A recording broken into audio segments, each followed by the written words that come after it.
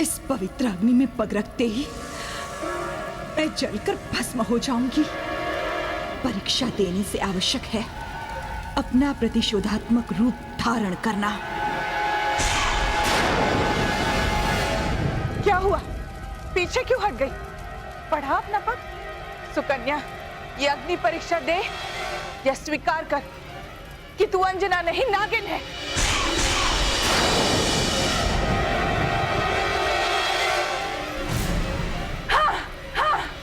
सुकन्या है, सुकन्या, मैं अंजना नहीं, सुकन्या है, सुकन्या, मैं है सुकन्या, सुकन्या, मैं अंजना नहीं, सुकन्या, सुकन्या, सुकन्या, सुकन्या।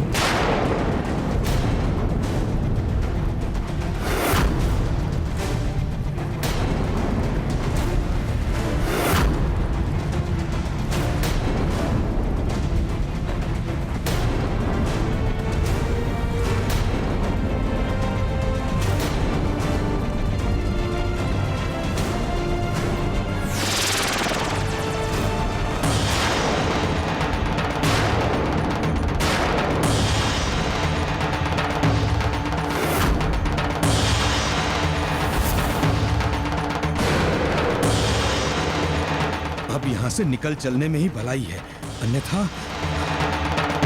हट, हट! बस अब बहुत हो गया ये परीक्षा और परीक्षण का खेल।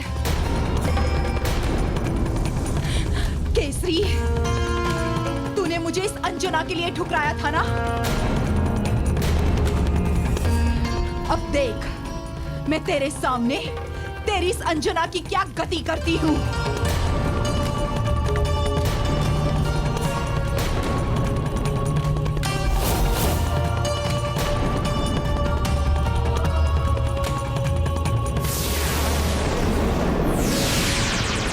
आंखें खोलिए अपनी।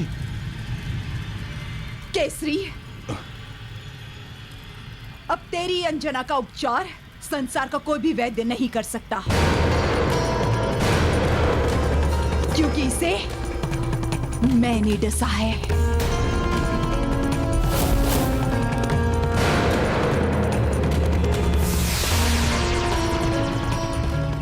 नागिन! रुक सर्वनी! किंतु प्रभु, पुत्री अंजना के सतीत्व के सामने वो दुष्ट नागिन पराजित हुई,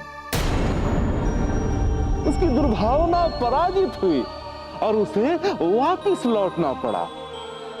सतीत्व में बहुत शक्ति है महाबली काका। इस संसार में सतीत्व अवस्था से कोई नहीं जीत सकता। फिर वो तो मलिन मंशा वाली स्त्री थी।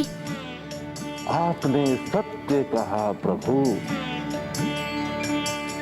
ये तो पुत्री अंजना की सतीत्व की शक्ति ही है जो अपने ऊपर आए समस्त संकटों पर विजय प्राप्त कर देती। इसीलिए तो शास्त्र में अंकित है कि धर्म के राह पर सदैव अडिग रहना चाहिए, ताकि जिसका जो भी धर्म हो वो धर्म की राह को कभी त्यागनी नहीं चाहिए, ताकि कितनी भी कठिन या प्रतिकूल परिस्थितियां भी क्यों ना आ जाए। हाँ हाँ प्रभु, धर्म से डिगना पराजय को निमंत्रण देना है।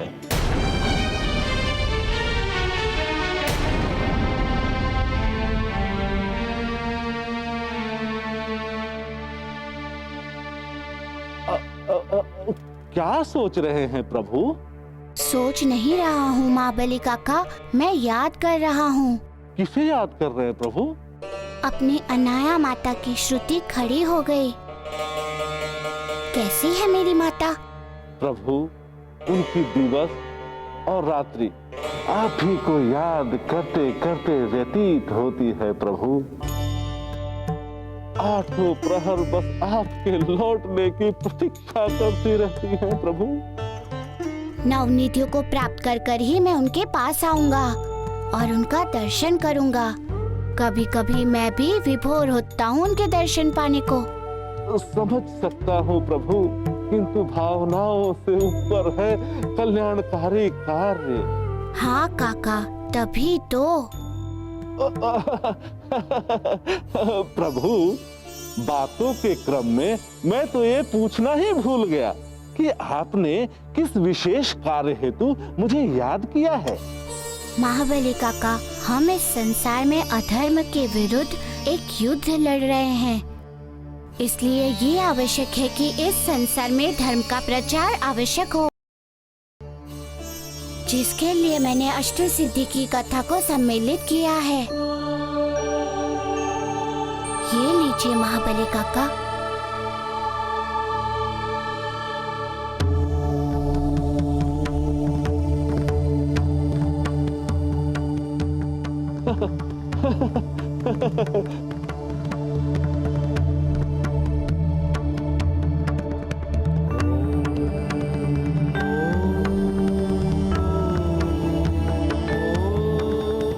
और मैं चाहता हूँ कि आप इस वशीता सिद्धि की कथा को संपूर्ण संसार में पहुँचाएं, समस्त ऋषियों, मुनियों, सभी गुरुओं एवं भक्तजनों तक पहुँचाएं, तथा इस कथा के माध्यम से संसार में धर्म का संचार हो और संसार का कल्याण हो।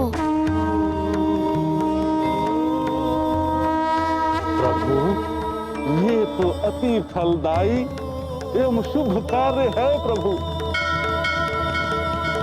मैं धन्य हुआ प्रभु, मैं धन्य हुआ जो आपने इस कार्य हेतु मुझे चुना है प्रभु। मैं अभी जाता हूँ और सारे संसार को इस वसीता सिद्धि की पावन कथा से अवगत कराता हूँ प्रभु। हाँ प्रभु।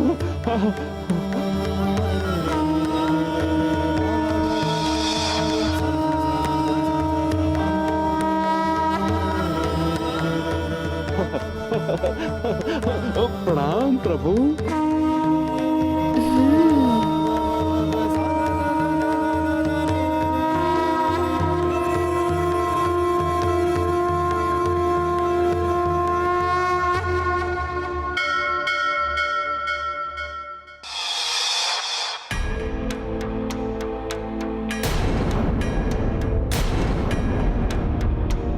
ये ऋषि नहीं है श्रेष्ठ जी, ऋषि के रूप में असुर है। इसे कठोर से कठोर दंड दिया जाए। हाँ, और इसने ही भक्तजनों को विषयुक्त प्रसाद खिलाकर उन्हें मारने का प्रयास किया है। हाँ, ये हत्यारा है। इसे घृणित कर्म के लिए कठोर से कठोर दंड मिलना चाहिए।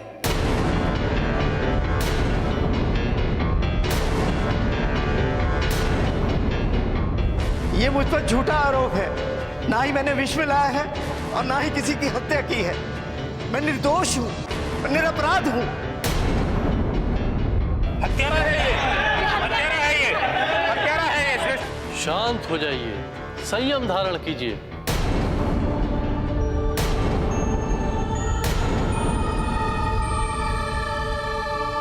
यह ऋषि हत्यारा है, इसे इसका दंड अवश्य मिलेगा। और इसका एक ही दंड है। जिस प्रकार इसने लोगों को विषयुक्त प्रसाद खिलाकर उनकी हत्या की है, उसी प्रकार वही प्रसाद इसे भी खिलाया जाएगा।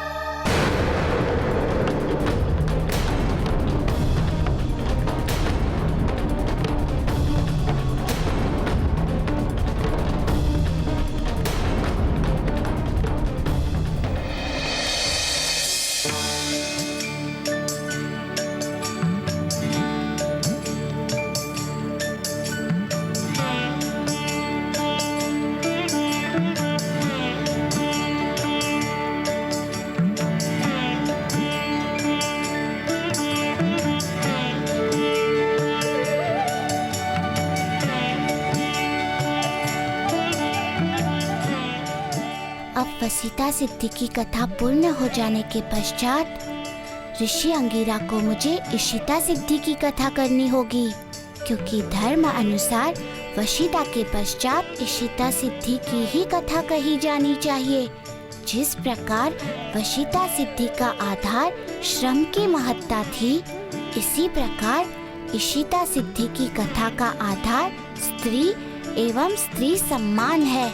उसी कथा से ये तथ्य संसार के समक्ष प्रकट होगा कि स्त्री पूजनीय है, शक्ति का स्वरूप है। स्त्री का सम्मान करना हमारा परम धर्म है, क्योंकि जहाँ पर स्त्री की पूजा होती है, उनका सम्मान होता है। वहाँ के लिए कहा गया है कि यत्र पूज्यन्ति नारीस्तु तत्र रमन्ते देवता, अर्थात जहाँ कभी भी नारी की पूजा होती है, वहाँ देवता वास करते हैं। किंतु ऋषि अंगिरा अब तक है कहाँ? उन्हें तो प्रसाद वितरण कर अब तक आ जाना चाहिए था। कहीं पुनः किसी संकट में तो नहीं फंस गए?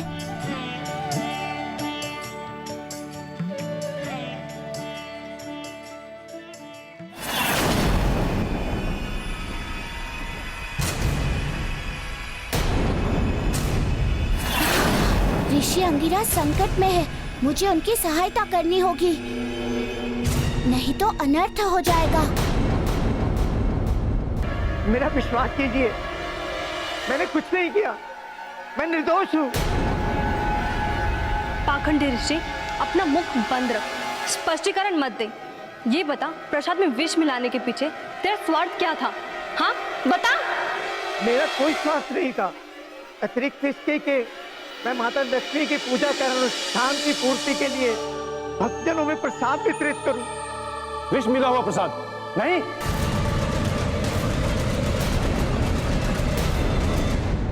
नहीं नहीं, मैंने विष नहीं मिलाया प्रसाद में। हठी, तू ऐसे नहीं मानेगा, तुझे विष मिला प्रसाद खिलाना ही होगा।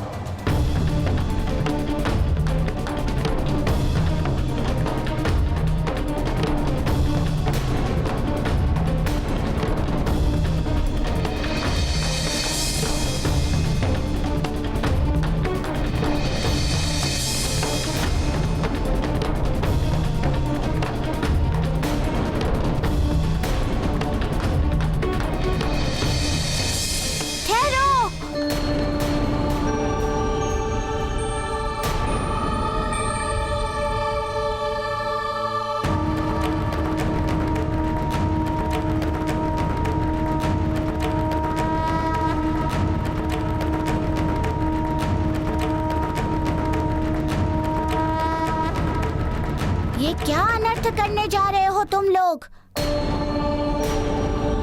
सिद्ध ऋषि को विष का प्रसाद खिला रहे हो? इतना बड़ा अधर्म? वानर बालक, तुम जिसे ऋषि कह रहे, वो ऋषि नहीं है, बल्कि एक अधर्मी है, अपराधी है।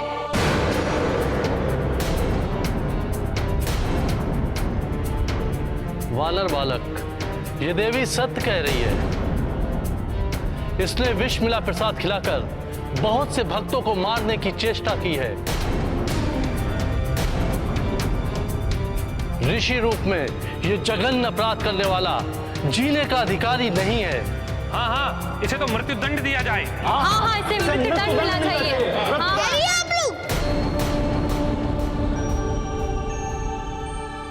आवेश में मत आइए, क्योंकि आवेश सदैव ही विनाश एवं हानि का कारण होता है। आप लोग इनके अपराध के विशेष में इतने विचलित क्यों हैं? क्या किसी ने भी इन्हें विष मिलाते हुए देखा है?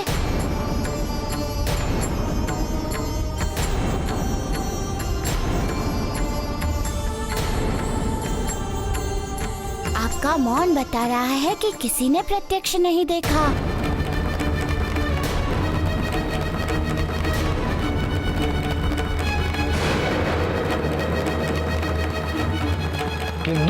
किंतु प्रसाद तैयार तो इसी ने किया था। तो फिर प्रसाद में विष कौन मिला सकता है? तो इसका अर्थ ये थोड़ी ना हुआ कि विष भी इन्होंने ही मिलाया हो। तो फिर कौन मिला सकता है प्रसाद में विष? ये तो जांच का विषय है सरपंच जी।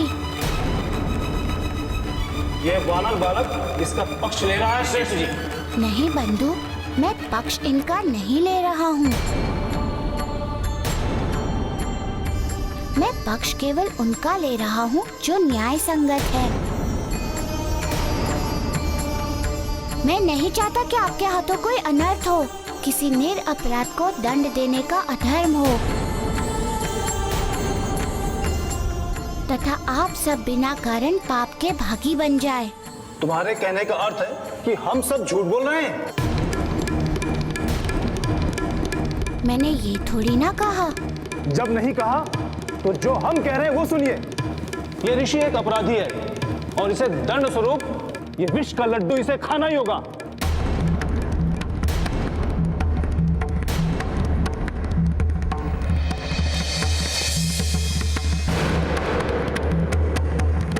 लाइए, मुझे दीजिए। भ्रष्ट बालक, ये क्या किया तूने?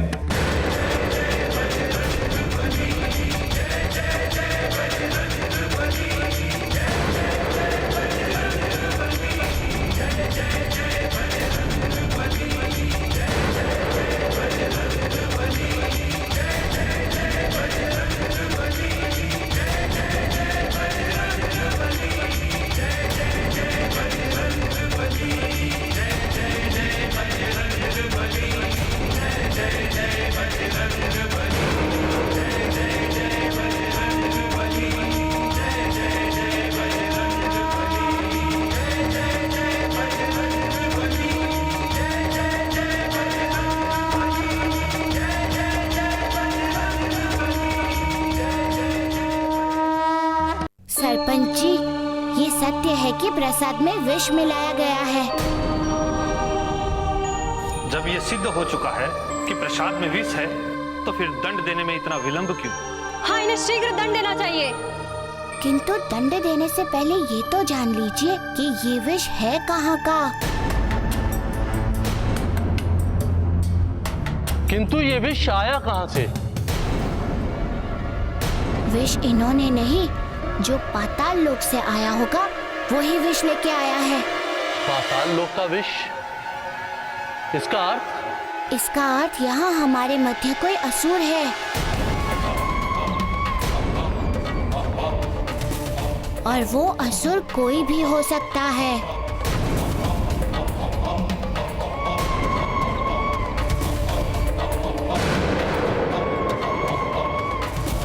असुर यहाँ और कोई नहीं, ये ऋषि है, ऋषि। इसका निर्णय भी अभी हो जाएगा। सरपंच जी, मेरे पास एक उपाय है। क्या उपाय है? असुर कभी भी पूर्ण आहुति के सामने नहीं टिकते, इसलिए हम एक अनुष्ठान करेंगे जिसके माध्यम से जो भी असुर होगा वो हमारे सामने आ जाएगा।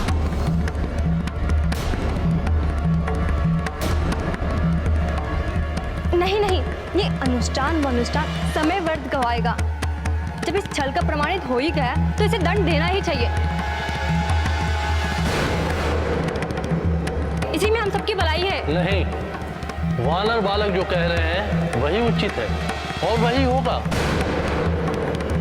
वानर बालक, आप अनुष्ठान की तैयारी आरंभ करें ताकि हम सब लोग सच से अवगत हो सकें।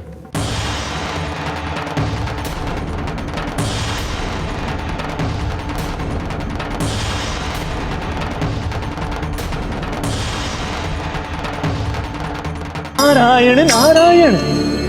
माता, पृथ्वीलोक पर ही कैसा अनर्थ हो रहा है। कहा तो ऋषि अंगीरा अष्ट सिद्धियों की कथा सुनकर अपने पाप को दूर करने गए थे, और कहा वे पापी एवं हत्यारा आरोपित कर दिए गए। माता, सप्त ऋषियों में से एक जो सबसे श्रेष्ठ एवं अग्रज हैं, आज उनका ही जीवन संकट में घिर गया है। माता, और यदि उन्हें कुछ हो गया तो निश्चित सप्त ऋषियों का भी अंत हो जाएगा, क्योंकि सबका जीवन एक दूसरे से बंधा हुआ है, किसी का कोई अलग अस्तित्व नहीं है। माता,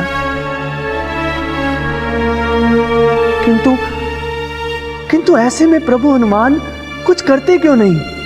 वे तो अंतर्यामी हैं, सर्वज्ञ हैं। उन्हें भली भांति ज्ञात है कि ऋषि अंगीरा पर लगा आरोप मिथ्या है। उन्हें तो सीधा जाकर उन असुरों को दंड दे देना चाहिए था। एक ऋषि के प्रति देवर्षि की व्याकुलता को मैं भली भांति समझ सकती हूँ, किंतु देवर्षि, उस पृथ्वी लोक पर कुछ संहिताएं हैं, आचार संहिता, धर्म संहिता, जिन्हें तोड़ने का अधिकार स्वयं संहिता रचयिता श्री भगवान को भी नहीं है। इसीलिए हनुमान को पृथ्वी लोक के नियमों के अनुसार ही सत्य को सामने लाना होगा तथा अंगिरा के जीवन की रक्षा करनी होगी। किंतु माता, असुरों के उन कुकृत्यों से ऋषि अंगिरा के कथा श्रवण में व्यवधान उपस्थित हो रहा है, और यदि उन असुरों के कुकृत्यों का क्रम ऐसे ही रहा तो माता, उनके पाप का अंत कैसे होगा? देवर्षि, ऋषि अंगिरा ये जो कष्ट भोग रहे हैं, इससे उनके पापों का ही अंत हो रहा है। यदि वे धैर्यपूर्वक निष्कलुष मन से काम, क्रोध, पाप, लोभ आदि को त्याग कर अष्ट सिद्धि का श्रवण करेंगे, इससे उनके पापों की मुक्ति अवश्य हो जाएगी। नारायण नारायण, सत्य कहा माता, सत्य कहा। जिसके साथ संकट मोचन प्रभु हनुमान हो, तो फिर उसे कैसा संकट? वर्षा ऋतु के मेघ की तरह आएगा और चला जाएगा। नारायण नारायण।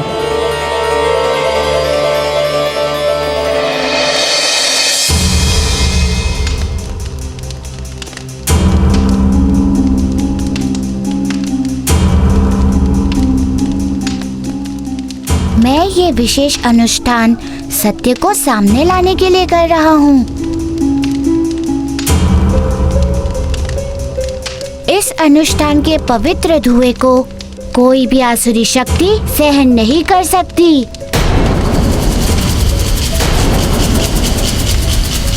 यहाँ जो भी असुर होगा तथा जिसने भी प्रसाद में विष मिलाया होगा, उसका मौलिक स्वरूप सामने आ जाएगा।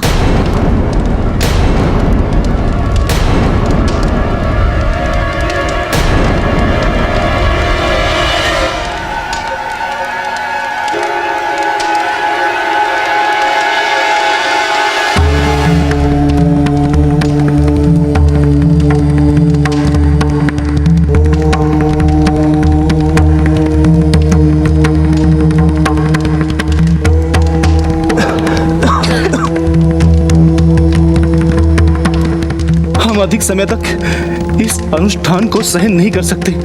हवन कुंड की धुएं तथा इन पवित्र मंत्रों के कारण हमारी शक्ति क्षीण हो रही है।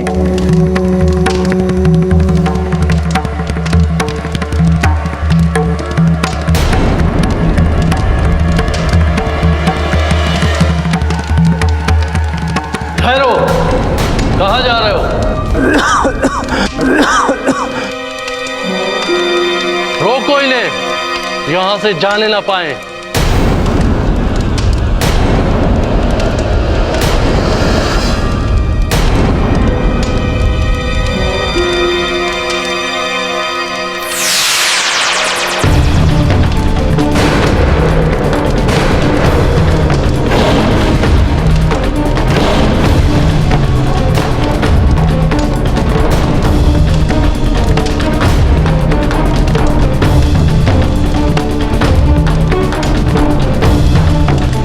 तुम दोनों पुनः यहाँ भी आ गए।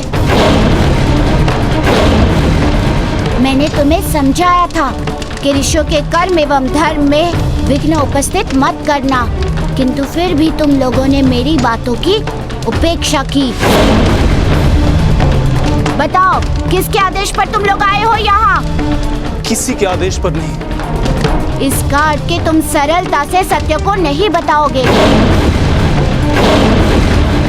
अब यदि तुम लोगों ने सत्य नहीं बताया तो तुम्हारे ही विष से तुम्हारा अंत होगा। हमें क्षमा करिए, हमें ये विषाक्त लड्डू मत खिलाइए। हम आपको सब सच बताते हैं। हमें गुरु शुक्राचार्य ने भेजा है।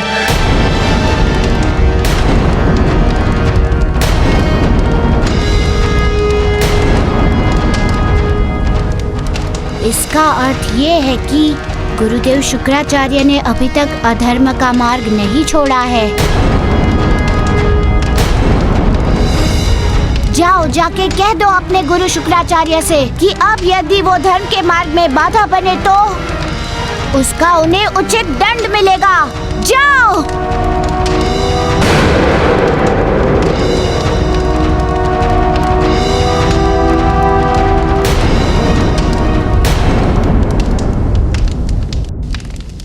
ऋषिवर, आप कुशल तो है ना?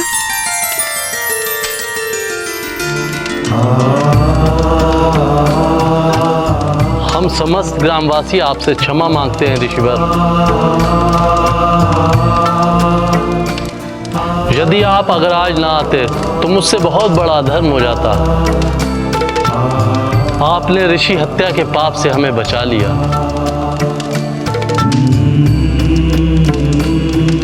इसीलिए शास्त्र में उत्प्रेत है कि सत्य की कभी पूर्ण जांच किए बिना कभी कोई निर्णय नहीं करना चाहिए।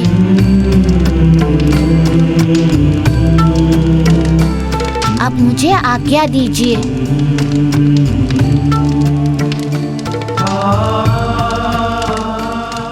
नारायण नारायण। माता, प्रभु हनुमान की महिमा अपरंपार है। उन्होंने कितनी चतुराई से ऋषि अंगीरा के जीवन की रक्षा भी कर दी एवं शुक्राचार्य द्वारा भेजे गए दोनों असुरों का भेद भी प्राप्त कर लिया। माता, वे सच में बल और बुद्धि दोनों के स्वामी हैं। आपने सत्य कहा देवर्षि।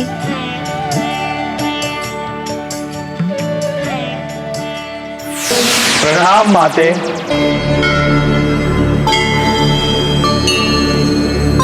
देव, आप लोग यहाँ और वो भी अचानक? हे माता, आज हम यहाँ एक विशेष कार्य से आए हैं। कहिए, कैसा कार्य देवो? माते, हमने सुना है कि पृथ्वी लोक में स्वयं हनुमान अष्ट सिद्धियों की पवित्र कथा सुना रहे हैं। हे माता, क्योंकि अष्ट सिद्धियों की अधिष्ठात्री देवी आप हैं, वो पावन कथा सुनने की अनुमति लेने आए हैं। नारायण नारायण। देवो, ये तो आपने बड़ी उत्तम अभिलाषा व्यक्त की है। स्वयं मैं भी अष्ट सिद्धियों की महिमामयी एवं पुण्यकारी कथा सुनने को इच्छुक था एवं यही निवेदन लेकर तो माता के पास आया था। देवो, इससे शुभ बात और क्या हो सकती है? ऐसे शुभ कार्य में जाने के लिए अनुमति की नहीं, इच्छा शक्ति की आवश्यकता होती है। आप लोग अवश्य जाइए। नारायण नारायण।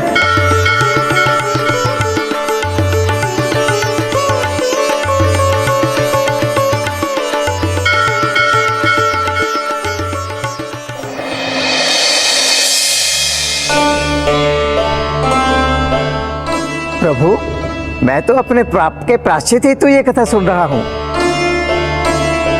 किंतु शुक्राचार्य का निरंतर विघ्न उत्पन्न करना ये सिद्ध करता है कि वे नहीं चाहते कि मुझे मेरे पापों से मुक्ति मिले।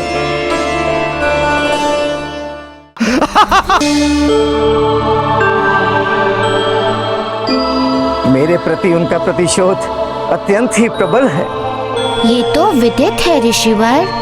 इसलिए तो मैं चाहता हूँ कि जाकर उनसे वार्ता करूँ, उनसे विनती करूँ। ऋषिवर, वार्ता से कोई लाभ नहीं होगा, इसलिए आप समस्त चिंताओं को त्याग कर कथा श्रवण पर अपना ध्यान केंद्रित कीजिए। रही बात विघ्न उपस्थित करने की, तो पुण्य कार्य में जो विघ्न कर्ता बनेगा उसे उसके कर्मों का फल अवश्य मिलेगा। आप बस केवल अपने चित्त की एकाग्रता रखिए। नारायण नारायण। अब हम यहीं से प्रभु हनुमान के श्रीमुख से अष्ट सिद्धियों की पावन एवं पाप नाशनी कथा का श्रवण करेंगे। ऋषिवर, आज मैं आपको वशिता सिद्धि की कथा सुनाऊंगा। बात उस समय की है जब मेरे गुरु सूर्य देव ने मुझे अष्ट सिद्धि प्राप्त करने हेतु माता लक्ष्मी के समीप भेजा था। जब मैं उनके समीप पहुंचा तो माता लक्ष्मी ने कहा कि अष्ट सिद्धि की प्राप्ति के हेतु मुझे संपूर्ण लोक का भ्रमण करना होगा। उनकी आज्ञा पा मैं निकल पड़ा भ्रमण पर। भ्रमण करते हुए मैं एक वन से चला जा रहा था कि तभी मुझे एक स्त्री का स्वर सुनाई दिया।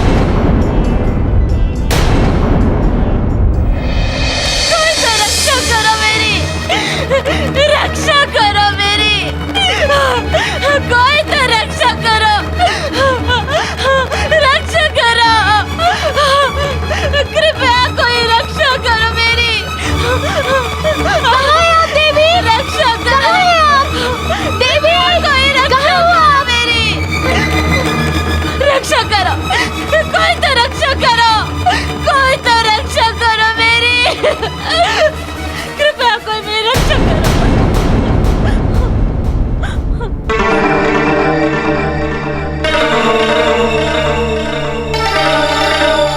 क्या बात है देवी, आप इस प्रकार क्यों भाग रही हैं? क्या कारण है इस प्रकार भयभीत होकर इस निर्जन वन में भागने का? किससे भाग रही है? कौन है आपके पीछे? वो है। वो कौन है देवी? वो मुझे मार देगा, वो मेरा जीवन नष्ट कर देगा, मुझे कोई नहीं बचा सकता। वो आता ही होगा, मैं नहीं बचूंगी। वही तो पूछ रहा हूँ, कौन है वो जो आपको मारना चाहता है एवं क्यों मारना चाहता है? वो अत्यंत भयानक क्रूर प्राणी है, वो मुझे मार देगा। क्यों मार देगा? कौन है वो?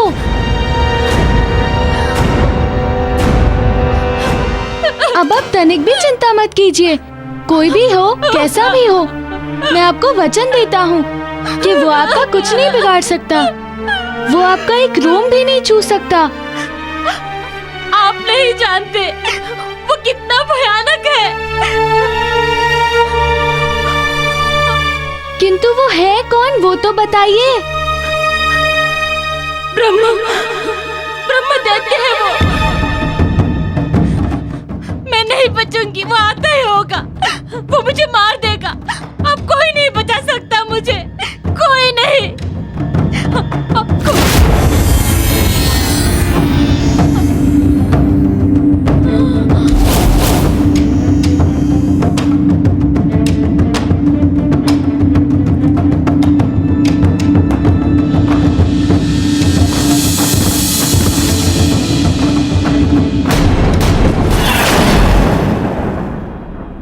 और वो ब्राह्मण कन्या कोई और नहीं बल्कि स्वयं देवी इशिता थी, जो मेरी परीक्षा ले रही थी।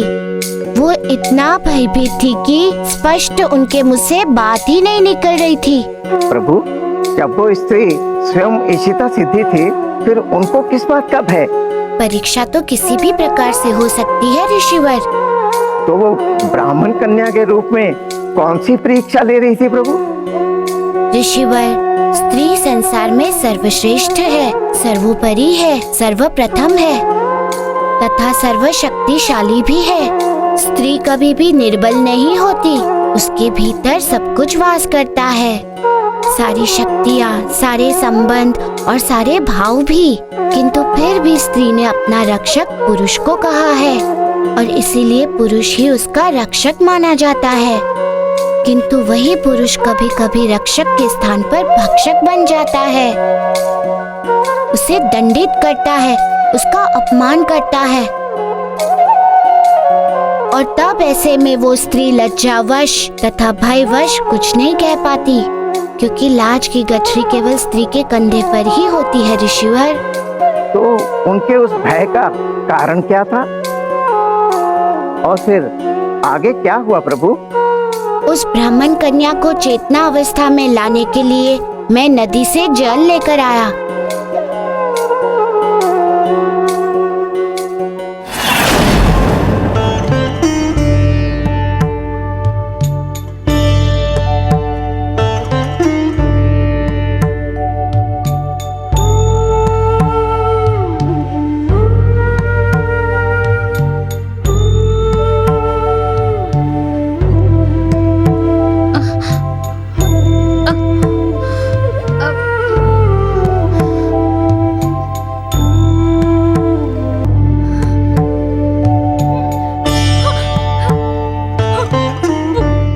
उठा के ले जाएगा। ब्रह्म दैत्य मुझे मार देगा। शांत हो जाइए देवी, शांत।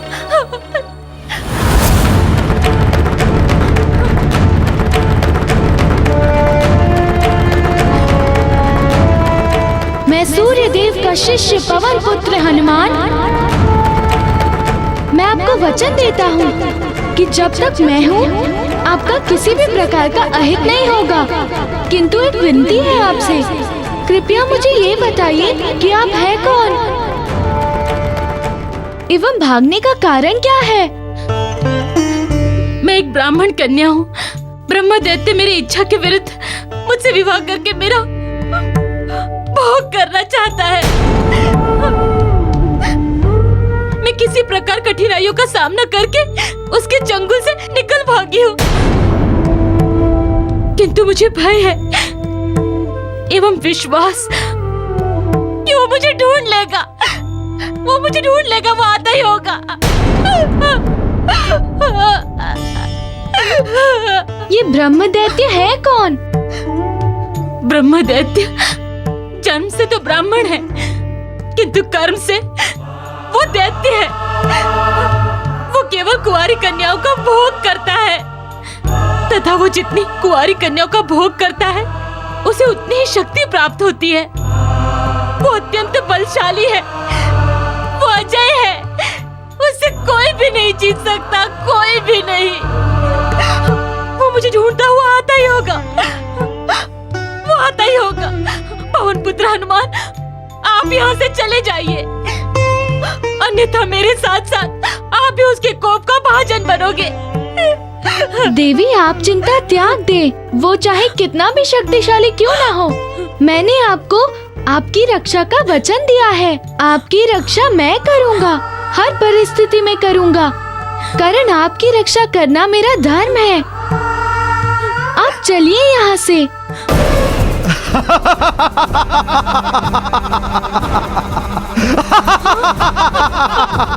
ब्रह्म दैत्य,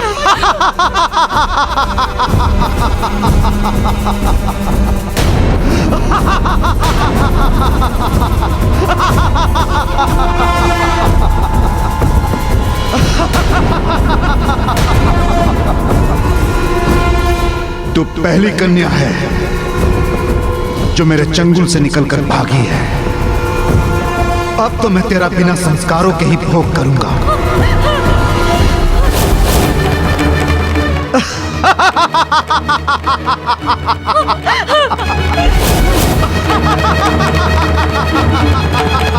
बस ब्रह्म दैत्य, अब आगे एक शब्द भी नहीं, कारण स्त्री पूजनीय है मेरे लिए एवं मैं अपने समक्ष तुम्हें उसका अपमान नहीं करने दूंगा।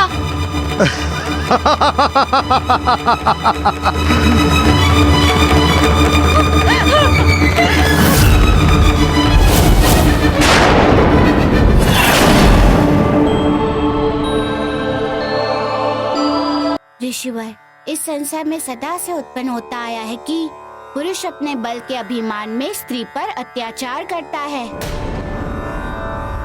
उस पूजनीय स्त्री पर जो मनुष्य की जन्मदात्री है, जिसका सृष्टि के विकास एवं विस्तार में अमूल्य योगदान है, जिसके कारण ही पुरुष अस्तित्व में है।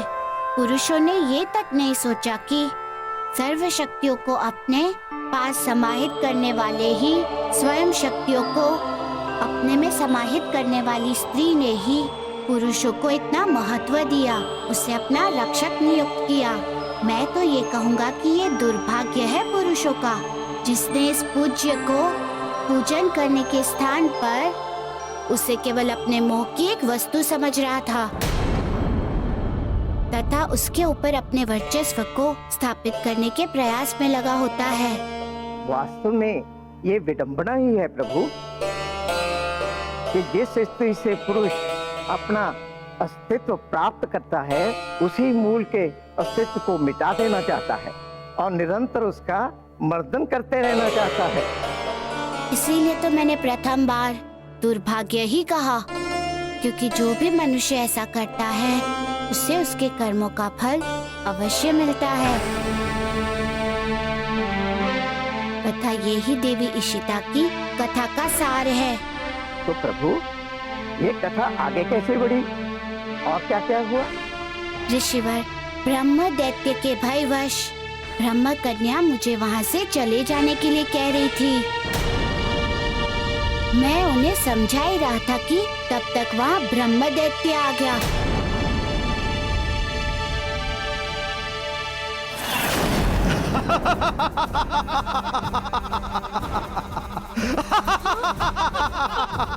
ब्रह्म दैत्य!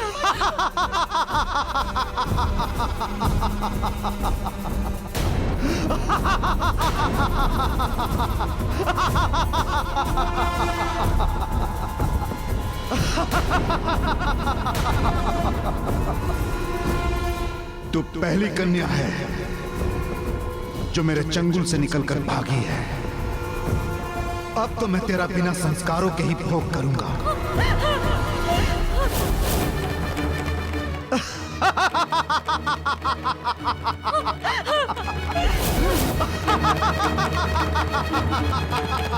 बस ब्रह्मदैत्य,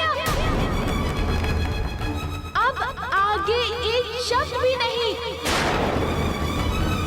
कारण स्त्री पूजनीय है मेरे लिए,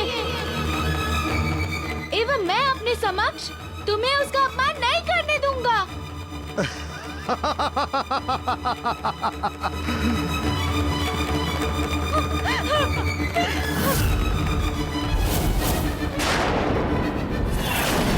प्रभु, ये ब्रह्म दैत्य कौन होता है तथा उनमें इतनी शक्ति कहाँ से आ जाती है? उत्तम प्रश्न पूछा आपने ऋषिवर। इसका वर्णन ध्यान से सुनिए तथा वर्ण कीजिए।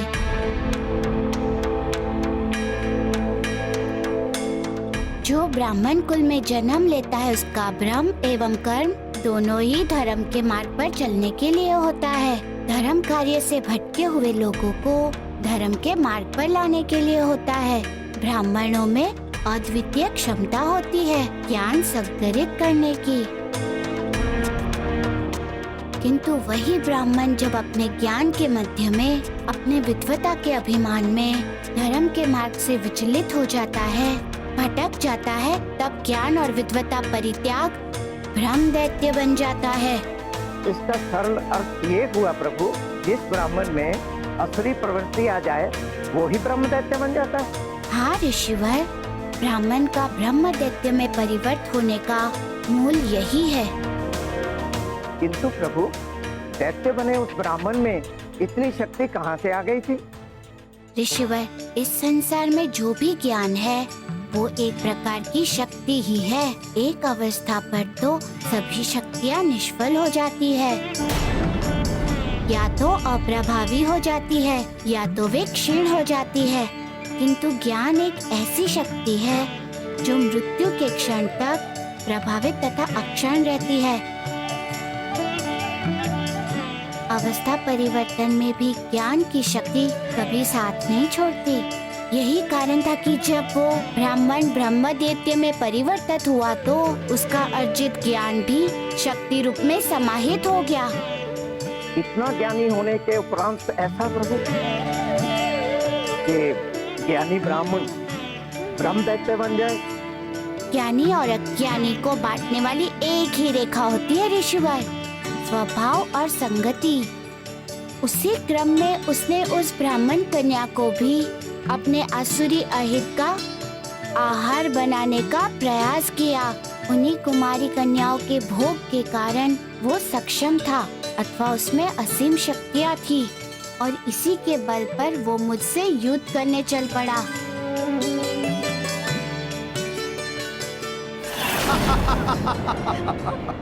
तू मुझे रोकेगा?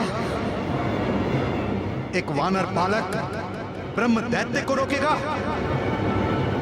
मैं भी देखता हूं इस वानर बालक की शक्ति तुझे मुझसे कैसे बचाएगी।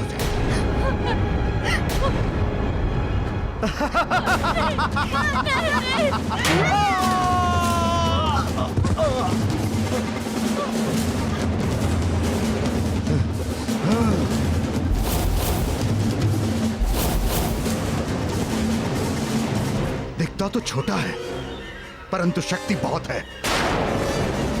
तुझे मारने में बड़ा आनंद आएगा।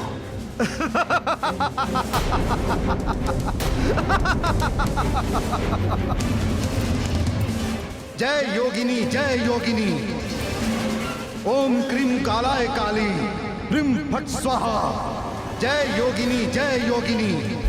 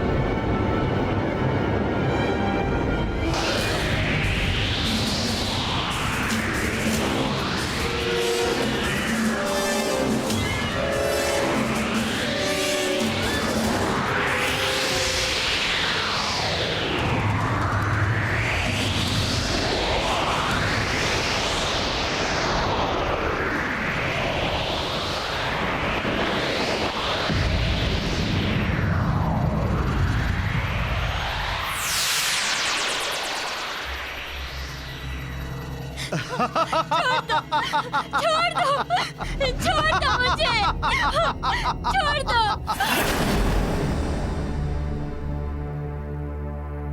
प्रभु, वो ब्रह्म दैत्य इतना शक्तिशाली था कि आपके सामने ब्राह्मण कन्या को लेके अदृश्य हो गए।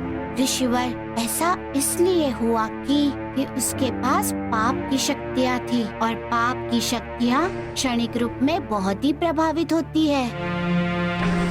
उनके सम्मुख ऐसा बोध होता है, धर्म की शक्ति तो कुछ है ही नहीं, धर्म की शक्ति व्यर्थ है, हमें पाप की शक्ति की शरण में ही जाना चाहिए। किंतु सत्य तो ये है कि विजय ध्वज के नीचे धर्म का पहरा होता है और धर्म का कदापि नहीं। अधर्म की नियति है अंत और धर्म का मूल। एक बात निश्चित जानिए ऋषिवर, कि धर्म के समक्ष अधर्म कितना भी अहंकार क्यों न कर ले, धर्म से अधर्म सदा भयभीत ही रहता है। इसलिए तो वो मेरे धर्म छत्र छाया में उस ब्राह्मण कन्या का कुछ अहित नहीं कर सका, उसे लेकर अदृश्य हो गया। और इस माया का अर्थ था कि अब वो उस ब्राह्मण कन्या को अप्रवाहित करेगा, उसके साथ दुराचार करेगा, अधर्म की दीवार में और एक कील ठोकेगा। फल स्वरूप मुझे उस ब्राह्मण कन्या की अविलंब रक्षा करनी थी।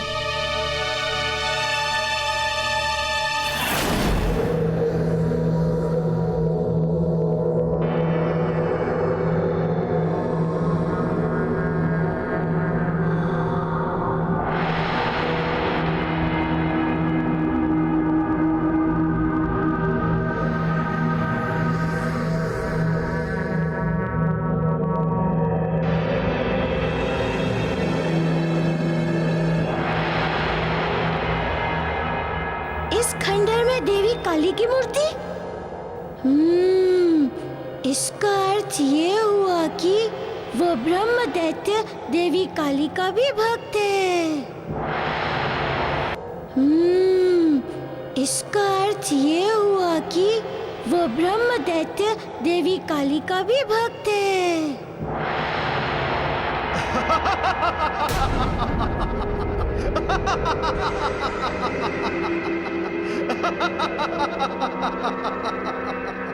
छोड़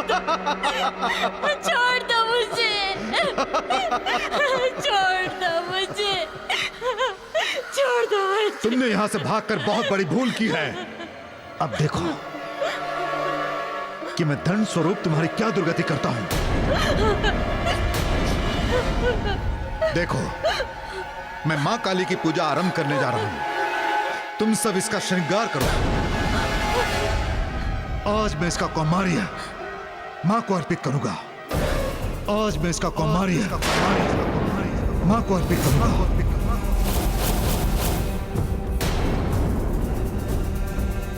शीघ्र तैयार करो। छोड़ दो मुझे, छोड़ दो मुझे, छोड़ दो। छोड़ दो।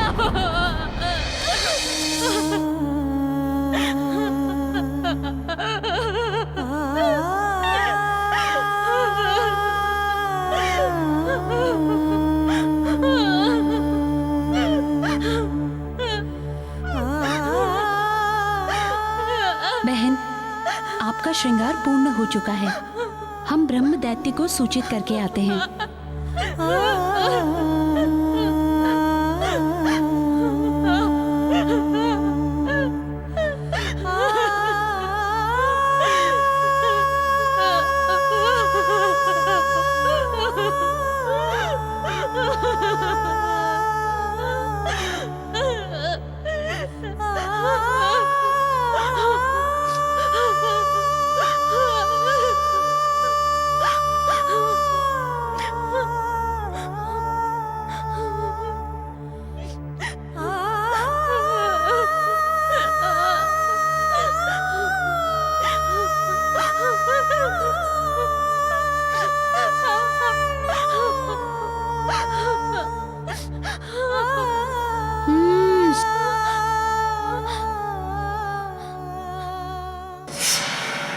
तुम यहाँ?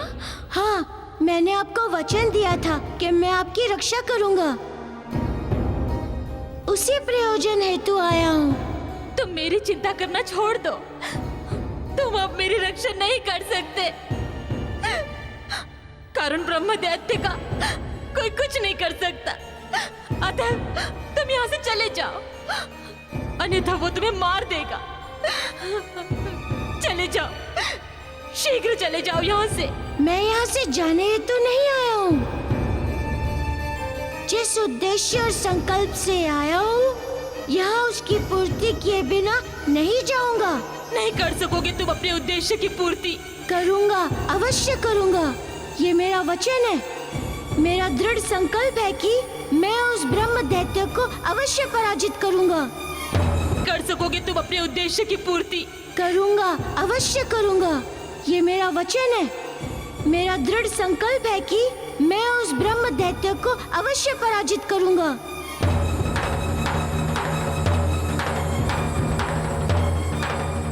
वो कन्याओं का कौमार्य भंग एवं नरसंहार करता है, तथा इसीलिए वो अपराजय भी है। समझा। वही योगिनी उसके शरीर के भीतर भी वास करती है।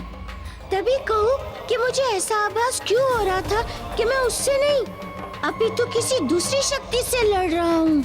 यही कारण है उसके अपराजयी होने का।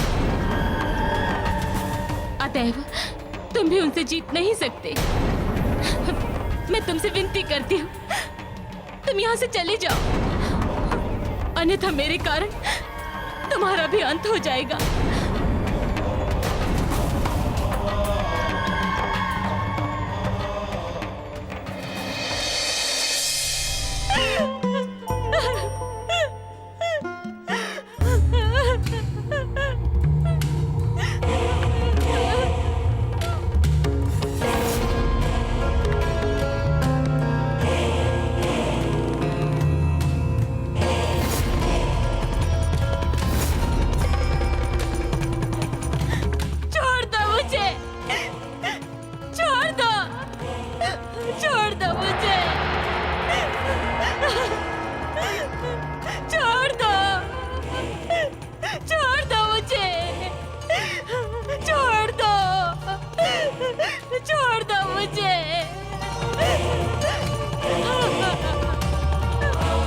जाओ।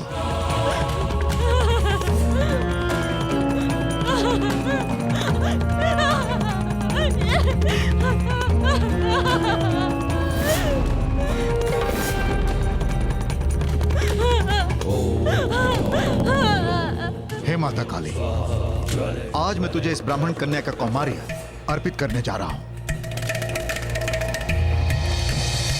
इसे स्वीकार करके आशीर्वाद देना माता। जिस प्रकार आज तक तू मेरे ऊपर कृपा करते आई है, उसी प्रकार मुझे सांसारिक सुख प्रदान करते रहना माता।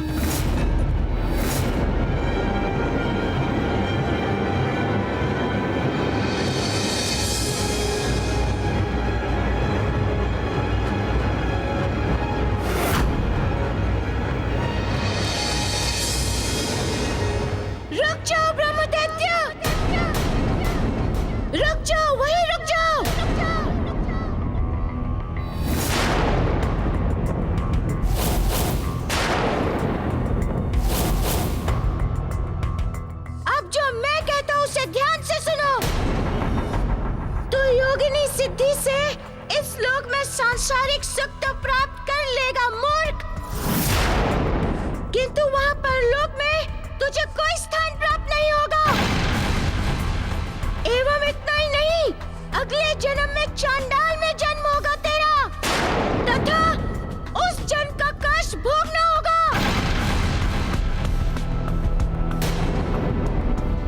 तू यहाँ भी आ गया? अब मैं तुझे जीवित नहीं छोड़ूंगा। अब तेरा अंत समय आ गया है वानर, तेरा अंत समय आ गया है वानर।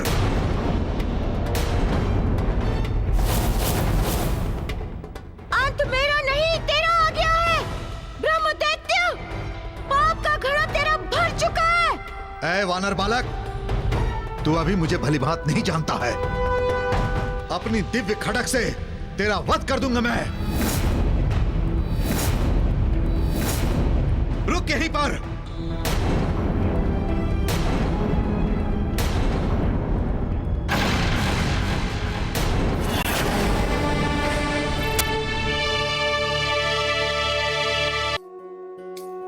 प्रभु, श्रृंगार की महिमा क्या है और ऐसा क्या कारण था कि ब्रह्म दैत्य बलि देने से पूर्व उस कन्या का श्रृंगार करवा रहा था? ऋषिवर, श्रृंगार स्त्री की पूर्णता है। श्रृंगार के बिना स्त्री अधूरी होती है। श्रृंगार के उपरांत ही स्त्री की शक्ति जागृत होती है ऋषिवर। श्रृंगार के प्रभाव में स्त्री की शक्तियाँ शुद्ध रहती है और वो सत्य उस ब्रह्म दैत्य को ज्ञात था, इसीलिए वो उस ब्राह्मण कन्या के श्रृंगार का आदेश दिया ताकि उसके भीतर वास करने वाली शक्तियाँ जागृत हो सके तथा वो उन्हें धारण कर सके। स्त्रियों के श्रृंगार में इतनी शक्ति है प्रभु? तभी तो स्त्रियों के 16 श्रृंगार उपस्थित है। देवताओं भले श्रृंगार से भिन्न हो, किंतु देवियाँ सदैव श्रृंगार में ही रहती हैं। तब तो श्रृंगार के विभिन्न प्रसाधनों का भी अलग अलग भिन्न भिन्न महत्व होगा। हाँ ऋषिवर, सभी श्रृंगारों के प्रसाधनों का अपना अलग अलग महत्व है तथा उनकी अलग अलग उपयोगिता। वो क्या है प्रभु? ऋषिवर, हम एक एक कर आपको सबका महत्व बताते हैं। सबसे पहले प्रारंभ करते हैं पाद प्रसाधन से, जो स्त्री के पाँव में शोभायमान होता है। बिछिया, बिछिया धर्म के मार्ग से भटक जाने वाली स्त्री के लिए बेड़ी है। पायल, पायल धर्म के मार्ग पर सतत रहने के लिए अनुभूति कराती है। करधनी, करधनी उस सेना नायक के समान है जो सेना को नियंत्रित एवं अनुशासन करने का आदेश देता है। अपग ही हमारे वीर सेना है जो कभी भी दिशाहीन हो भटक सकते हैं। कंगन, कंगन ये सदैव बोध कराने के लिए होता है कि स्त्री के हाथों ही सभी कुल की मर्यादा है, श्रेष्ठ जनों के लिए सम्मान है। चंद्रहार, चंद्रहार नियंत्रित करता है हृदय को, ये बोध कराता है कि हृदय में ही भगवान है तथा हृदय में ही भाव। मंगल सूत्र का अभिप्राय है वो सूत्र जो उसके तथा उसके जुड़े परिजनों का सदैव मंगल करे। बिंदी का भी अभिप्राय है कि स्त्री की मर्यादा के साथ साथ कुल की मर्यादा सदैव उदित रहे। दैनिक भास्कर के प्रति प्रकाशमान हुए एवं सिंदूर का अर्थ है कि एक सुहागन के लिए उसके सुहाग की अक्षणिता तथा उसके सुहाग का शौर्य जो उसकी मांग में सदा सिंदूर बन चमकते रहता है। ये है स्त्री की प्रसाधनों की महिमा। यही कारण था कि वो ब्रह्म दैत्य समस्त शक्तियों को अपने भीतर धारण करना चाहता था। हाँ ऋषिवर, यही कारण था कि उसके द्वारा कन्या के 16 श्रृंगार के उपरांत बलि देने की। तदुपरांत क्या हुआ प्रभु?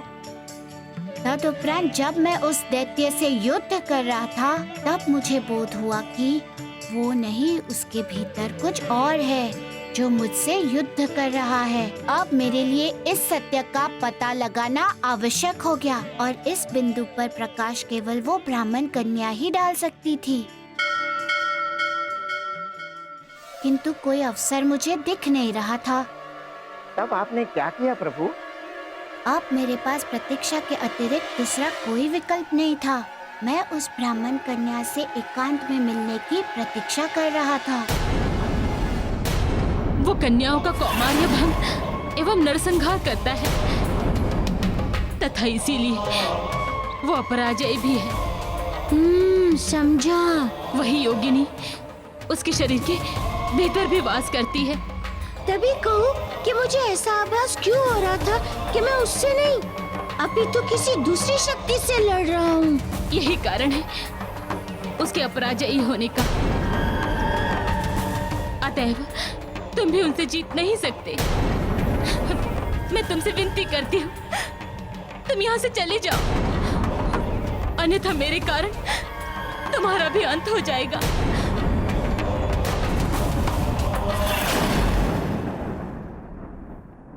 और तब मेरे समक्ष ये सत्य उजागृत हुआ। योगिनी की शक्ति? हाँ ऋषिवर, किंतु वो ब्रह्मदैत्य कितना मूर्ख था कि वो स्त्री रूपी काली की पूजा कर रहा था तथा उन्हें ही बलि चढ़ा रहा था। अथवा अर्थात एक और स्त्री की पूजा और दूसरी और उसी स्त्री की बलि। तदोपरांत प्रभु? तदोपरांत इतने अधर्म के उपरांत एक ही विधान है, दंड का। अब मेरे लिए उसे दंड देना अनिवार्य हो गया था, वो भी साधारण दंड नहीं, केवल और केवल मृत्यु दंड। छोड़ दो मुझे, छोड़ दो, छोड़ दो मुझे, छोड़ दो, छोड़ दो मुझे।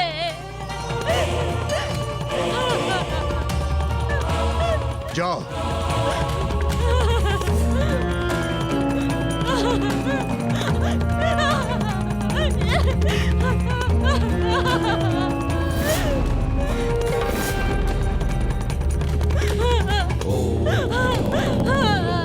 हे माता काली, आज मैं तुझे इस ब्राह्मण कन्या का कौमार्य अर्पित करने जा रहा हूं। इसे स्वीकार करके आशीर्वाद देना माता। जिस प्रकार आज तक तू मेरे ऊपर कृपा करते आई है, उसी प्रकार मुझे सांसारिक सुख प्रदान करते रहना माता।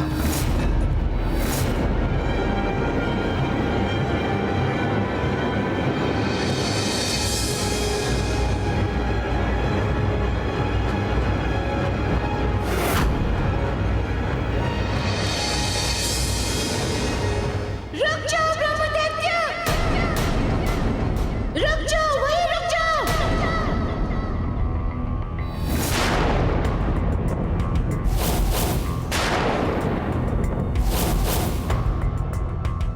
अब जो मैं कहता हूँ उसे ध्यान से सुनो।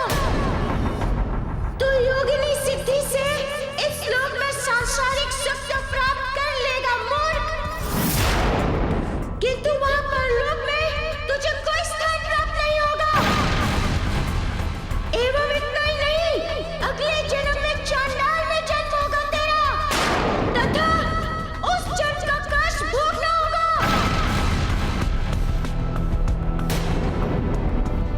तू यहां भी आ गया? अब मैं तुझे जीवित नहीं छोड़ूंगा। अब तेरा अंत समय आ गया है वानर, तेरा अंत समय आ गया है वानर।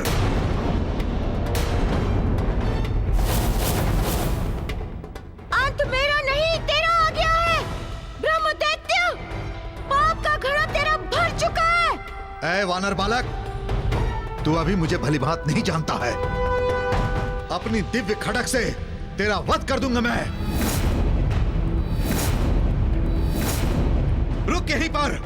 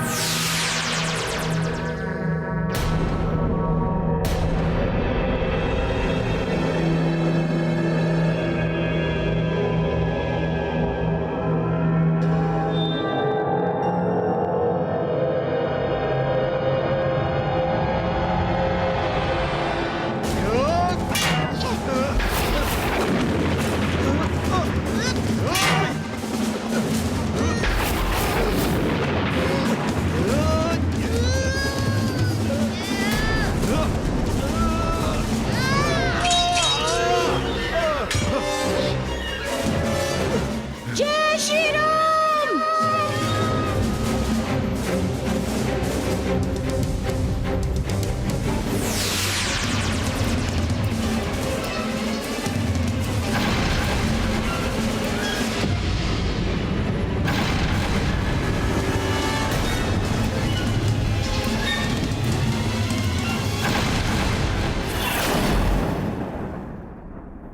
प्रत्येक स्त्री में आद्य शक्ति का अंश होता है।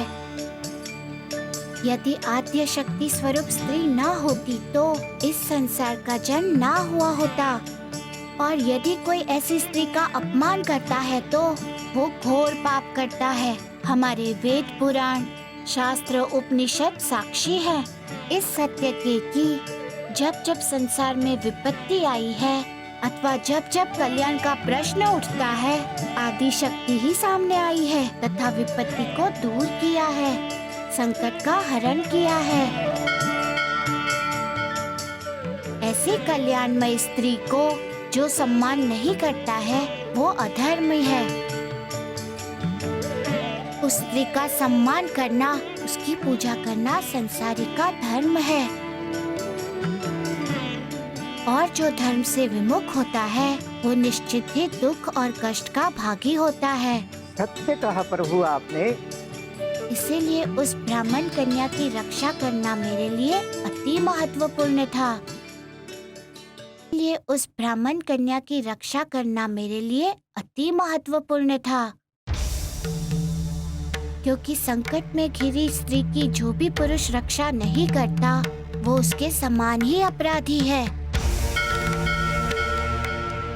मेरे समक्ष विकट स्थिति थी ऋषिवर। उस ब्रह्म दैत्य ने उस ब्राह्मण कन्या की बलि देने की पूरी तरह तैयारी कर ली थी और इधर मेरे समक्ष उस कन्या के रक्षा की चुनौती थी। उसकी रक्षा का पूर्ण भार था।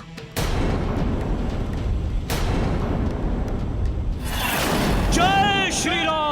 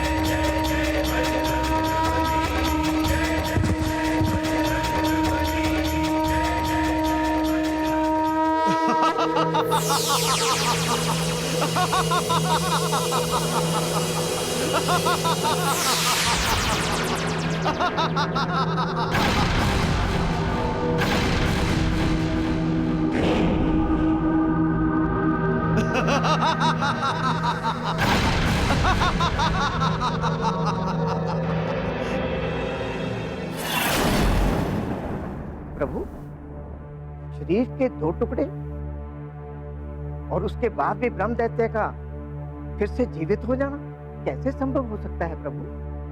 वो संभव हो रहा था उस योगिनी के कारण जिसे ब्रह्म दैत्य ने सिद्ध कर रखा था। इसका अर्थ है योगिनियों को सिद्ध कर लेने से मनुष्य की मृत्यु नहीं होती। क्या ऐसा करना हितकारी है प्रभु? नहीं ऋषिवर, ऐसा करना कदापि हितकारी नहीं है। योगिनी की साधना एक अनुचित साधना है। इसे साधने वाला सदैव ही पाप का भागी बनता है। तत्कालिक सुख उसे अवश्य प्राप्त होता है, किंतु अंत में वो दुखी होता है ऋषिवर। प्रभु, तब ब्रह्म दैत्य को योगिनी को साधने से लाभ कैसे हो रहा था? वास्तविकता ये है कि योगिनी अपने साधक को उसके भाग्य से अधिक नहीं दे सकती थी, किंतु वो इतना अवश्य कर सकती है कि मनुष्य के जो भाग्य में है तथा जो उसने अपने पुण्य से अर्जित किया है उन सबको एक ही साथ अथवा एक ही बार में दे सकती है। और ब्रह्म दैत्य के साथ भी यही हो रहा था।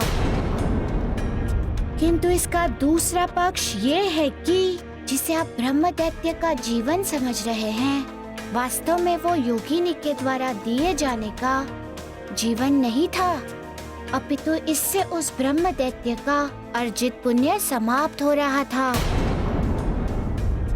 इसीलिए उसकी मृत्यु निश्चित थी। किंतु एक समस्या थी। कैसी समस्या प्रभु? उस ब्रह्म दैत्य को मृत्यु देने के लिए मुझे उसके शरीर में वास करने वाली योगिनी को बाहर निकालना आवश्यक था। ऐसा करना अनिवार्य है, ये आपने कैसे जाना प्रभु? इस भेद को स्वयं मुझे ब्रह्म कन्या ने बताया, फिर मुझे ज्ञात हुआ। तू मुझे नहीं मार सकता। मुझे मारने की सोच उस स्वप्न के समान है जिसका अस्तित्व निद्रा से जागने के पश्चात कहीं नहीं होता। मुझे मारने का प्रयास मुट्ठी में जल पकड़ने के प्रयास के समान है। हे वानर, तू मुझे नहीं मार सकता, नहीं मार सकता।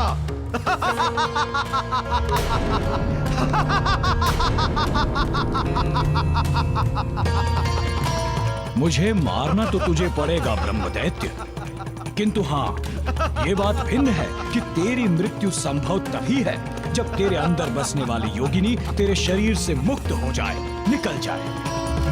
अब तेरा अंत आ गया है वानर, अब तू मरेगा, अब तू मरेगा।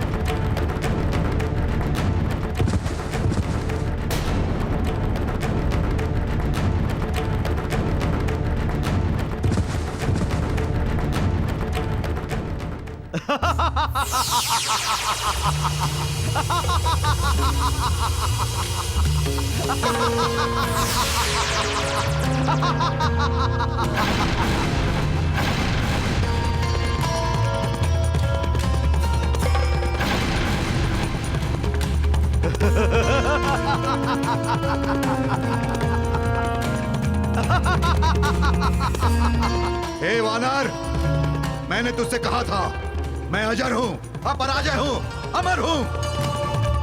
संसार में ऐसा कोई बलशाली नहीं जो मुझे मार सके। तेरा प्रयास विफल होगा।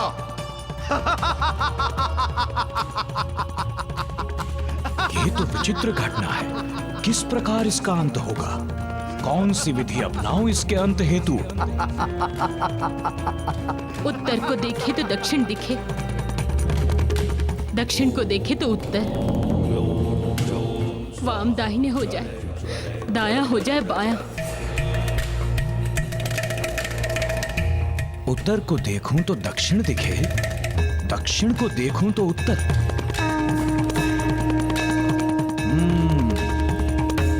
समझ गया देवी, भली भांति समझ गया कि आपके शब्दों का क्या तात्पर्य है।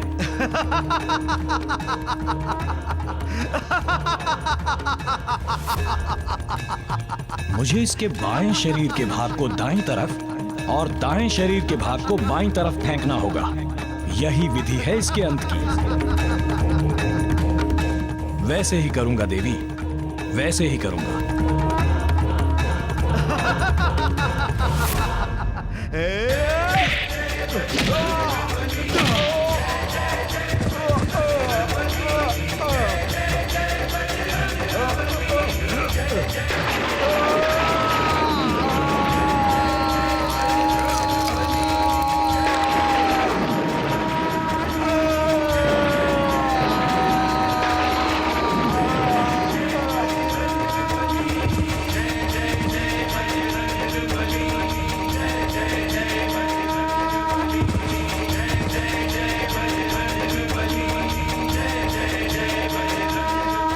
हो गया तुम्हारा अंत ब्रह्म दैत्य, हो गया तुम्हारा अंत।